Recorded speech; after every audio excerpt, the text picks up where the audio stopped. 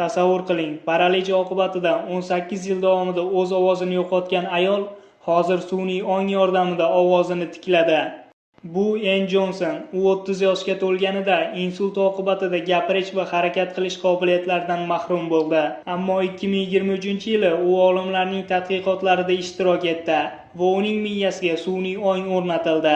Bu chip 253 ta elektroddan iborat bo'lib, u inson ongining impulsi yordamida so'zlarni yoza olar edi. Jarrohlikdan bir necha oy o'tgach, qurilma miyadagi impulslarni sun'iy ong yordamida o'rganishga muvaffaq bo'ldi. Shu tariqa qurilma 1024 ta so'zni yodlashga muvaffaq bo'ldi va daqiqasiga 80 ta so'zni yoza olar edi. Ammo bu hammasi emas.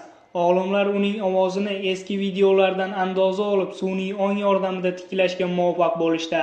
Shu tariqa ushbu ayol insonlar bilan ekrandagi o'z avatari yordamida